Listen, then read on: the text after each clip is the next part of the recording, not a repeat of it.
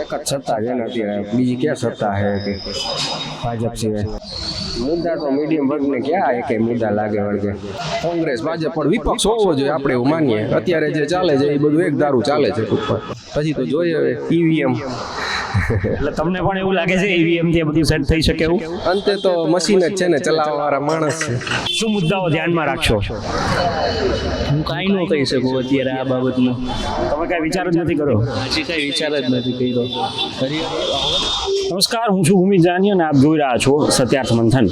લોકસભા ચૂંટણીનો માહોલ છે અને તેને લઈને જ અમે લોકોની પ્રતિક્રિયા જાણી રહ્યા છીએ. ખાસ કરીને ગુજરાતની અંદર જે અલગ અલગ ઉમેદવારોનો વિરોધનો વંટોળ શરૂ થયો છે, અલગ અલગ જગ્યાએ જે પ્રકારની સ્થિતિ ઉદ્ભવી છે તેને લઈને અમે લોકો સાથે વાત કરી રહ્યા છીએ અને આ વખતેની ચૂંટણીમાં કયા મુદ્દાઓ તેમના મહત્વના રહેવાના છે, આ બધા જ મુદ્દાઓને લઈને આપણે વાત કરી રહ્યા છીએ. ત્યારે અહીંના લોકો છે તેમની સાથે આપણે વાત કરવાનો પ્રયત્ન કરીશું અને જાણીશું કે તેઓ શું કહી રહ્યા છે. શું નામ છે આપનું?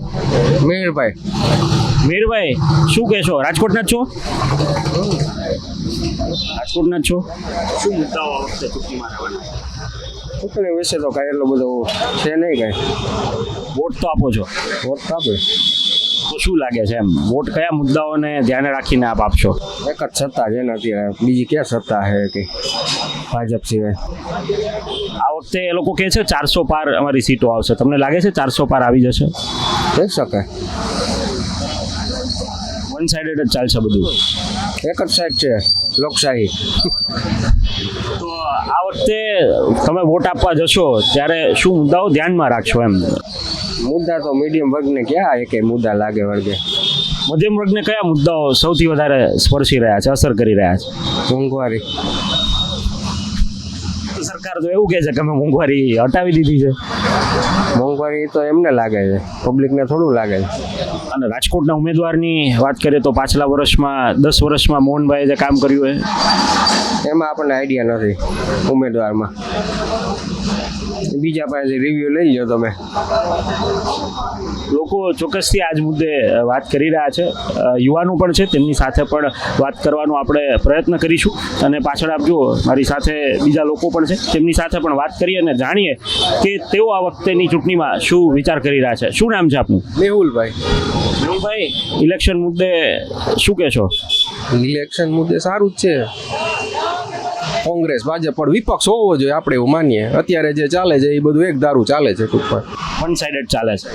વન સાઇડેડ કોઈ દિવસ ના હોવું જોઈએ.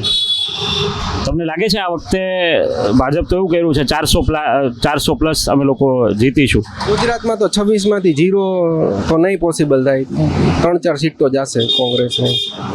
કોંગ્રેસ લઈ જશે આ વખતે.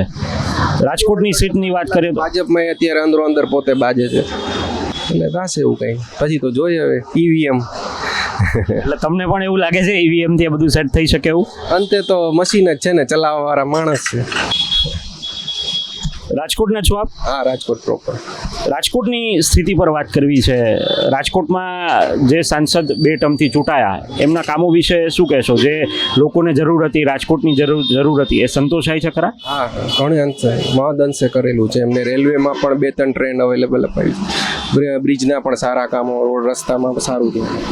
પરસોત્તમ રૂપાલાની વિશે કઈ કહેશો? પરસોત્તમભાઈ રૂપાલા લોકલ નથી એટલે થોડુંક ઓલું રહે. બટ હવે એ તો આ લોકોએ ભાજપે આવી છે કંઈક વિચારીને આપ્યું હશે. એમને ગઈકાલે એવું કીધું કે હું રાજકોટમાં જ મારું નિવાસ બનાવીશ અને રાજકોટ જ મારું હોમ ગ્રાઉન્ડ રહેશે અને અહીંયા જ હું રહીને બધું કામ કરીશ. હા, તો એ તો એ કરશે જ ને. અહીંયા ચૂંટાશે તો કરવું જ પડશે. એ તો કેમ કે અમરેલીથી તો કાંઈ કામ થાય નહીં, એટલે અહીંયા રહેવું તો પડે જ એમને. અને મુદ્દાઓની વાત કરીએ તો લોકો શું મુદ્દાઓને ધ્યાન રાખીને 2024ની ચૂંટણીમાં કયા મુદ્દાઓ સ્પર્શે મત આપવા માટેના? ખાસ મતમાં તો અત્યારે એજ્યુકેશન સારું મળે ને બધાને, બેરોજગાર છે ને રોજગારી મળે, બીજું તો શું હોય. સરકાર કહી રહી છે રોજગારી, તો રોજગારી આપી છે એવું? અત્યારે ગવર્મેન્ટ એક્ઝામ ચાલે છે, 3000 જગ્યા છે, 4 લાખ ફોર્મ ભરાણા છે, એમાંથી કોને નોકરી મળશે? 0.% કોઈનો ચાન્સ નથી આવવાનો. ગમે એટલું તમે લાઈક હોશિયાર હોય તો પણ એને જે જોઈ તો મળવાનું જ નથી ને, ડિફરન્સ જે છે એને તમે એક વિપક્ષની વાત કરી, અમે ઘણી બધી જગ્યાએ લોકોનો રિવ્યૂ લઈ રહ્યા છીએ, મહદઅંશે એવું કહી રહ્યા છે કે ના ભાજપ જ સારું કામ કરે છે અને વિપક્ષમાં કોઈ સારું એવું નેતૃત્વ ધરાવતું વ્યક્તિ નથી. ચાન્સ તો બધાને આપવો પડે. તમે એમ કહી દો કે નથી કોઈ છે જ નહીં, ચાન્સ આપશો તો વિપક્ષ થોડોક મજબૂત થશે ને. તમે પૂરેપૂરું વન સાઇડેડ કરશો તો વિપક્ષ સાવ ખતમ જ થઈ જશે ને. અરવિંદ કેજરીવાલની જે આખી વાત સામે આવી છે અને લોકો એવો આક્ષેપ કરે છે, એટલે ખાસ કરીને જે મહાગઠબંધન છે એ વારંવાર એવું કહે છે કે ખોટી રીતે તેમને સંડોવણી તેમની કરવામાં આવી છે, ખોટી રીતે ફસાવવામાં આવી, કોંગ્રેસના અકાઉન્ટ ફ્રીઝ કરી દેવામાં આવ્યા અને સરકારના ઈશારે આ બધું થઈ રહ્યું છે. આ વાતની અંદર આપને કેટલું તથ્ય લાગે છે? એ તો સાચું જ છે. ઇલેક્શન ટાઈમે જ બધું થાય છે. ઇલેક્શન ટાઈમ આવે કોઈ બોલે એટલે હવે આ બોન્ડ અત્યારે SBI જાહેર કર્યા, મોસ્ટલી બીજેપીને જ ગયું છે ફંડ, જે અગેન્સ્ટમાં હતા એમની પાસેથી પણ એને ફંડ લીધેલું છે. તો દેખાય જ છે, બધું ક્લિયર જ છે. લોકો આ જોવે છે, હા, પબ્લિક જોવે છે, પણ હવે કઈ રીતે મત જાય છે તો હવે એટલે ડાઉટ તો છે ચોક્કસ છે.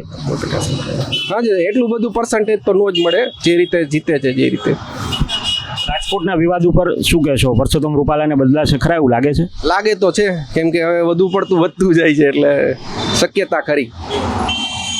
તો જે રીતે વાત કરી છે કે ઘણા બધા મુદ્દાઓ એવા છે કે જેના પર કામ કરવું પડે તેવી પરિસ્થિતિ છે, સબળ વિપક્ષ પણ હોવો જોઈએ, આવી વાત પણ સામે આવી રહી છે. અને અહીંયા જે લોકો છે તેમની સાથે વાત કરવાનો ફરીથી પ્રયત્ન કરીશું. શું નામ છે આપનું? ભાર્ગવ ગાદેસા. ભાર્ગવભાઈ, લોકસભાની ચૂંટણી આવી છે, શું કહેશો? અત્યારે હું કાંઈ કહેવા નથી માંગતો. વોટ આપો છો? જી બિલકુલ. છેલ્લે જેને આપ્યો તો એને કામ કર્યું ખરા આપનું? અત્યારે હું કાંઈ કહેવા નથી માંગતો આમાં. એટલે કામ કર્યું કે નહીં એટલું તો કહી શકો ને? કામ કર્યું જ છે. અને આ વખતે વોટ આપવા જવાના છો ને? બિલકુલ. શું મુદ્દાઓ ધ્યાનમાં રાખશો? હું કાંઈ ન કહી શકું અત્યારે આ બાબતમાં. તમે કાંઈ વિચાર જ નથી કર્યો? હજી કાંઈ વિચાર જ નથી કર્યો. હજી હવે તો થોડા દિવસો, હા, એનું ટેન્શન છે હજી થોડું ઘણું. એટલે શેની પરીક્ષા છે? CCEની પરીક્ષા છે. આપ એક વિદ્યાર્થી પણ છો અને યુવાન પણ છો, દેશના ભવિષ્ય પણ છો, તો આ વખતેની ચૂંટણીમાં શું જોઈને મતદાન કરવા જશો અને વિદ્યાર્થીઓના કઈ પ્રકારના મુદ્દાઓ છે? કોમ્પિટિટિવ એક્ઝામ્સ મુદ્દે શું કહેવું છે? કોમ્પિટિટિવ એક્ઝામમાં તો બધું ચાલે જ છે સરખું, બસ થોડી ઘણી યુવાને મહેનત કરવાની જરૂર છે, બાકી બધું તો બરોબર જ ચાલે છે. પેપર ફૂટવાનો જે મુદ્દો હતો એ અસર કરશે ખરા? હવે એ નહીં ફૂટે, કેમ કે ચેરમેન બદલી ગયા, આપણે તલાટીને જુનિયર ક્લાર્કમાં જોયું જ છે કે હસમુખ પટેલ સાહેબ આવી ગયા, એટલે એ બાબતે તો કોઈ ચિંતા છે જ નહીં. અને આ વખતેના શું એમ તમે કીધું બધી જ વસ્તુ બરાબર છે, તો બીજા કયા મુદ્દાઓ છે કે જેને આધારિત તમે મતદાન કરશો, ઉમેદવારને ચૂંટશો? તો એમાં તો હું કાંઈ ન કહી શકું હજી. રાજકોટના ઉમેદવારનું તો ખ્યાલ હશે ને આપને? હા, એ તો બરોબર, પણ અત્યારે હું ચૂંટણી વિશે કાંઈ ન કહી શકું.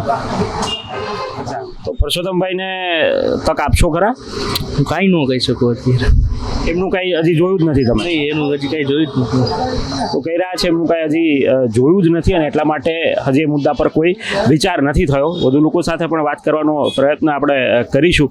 સત્યાર્થ મંથનની યુટ્યુબ ચેનલ સબસ્ક્રાઇબ કરવાનું અને બેલ આઇકોન પ્રેસ કરવાનું, સાથે જ સત્યાર્થ મંથનનું ફેસબુક પેજ લાઇક અને ફોલો કરવાનું અને ઇન્સ્ટાગ્રામ પેજ સાથે જોડાવાનું પણ આપ ચૂકશો નહીં.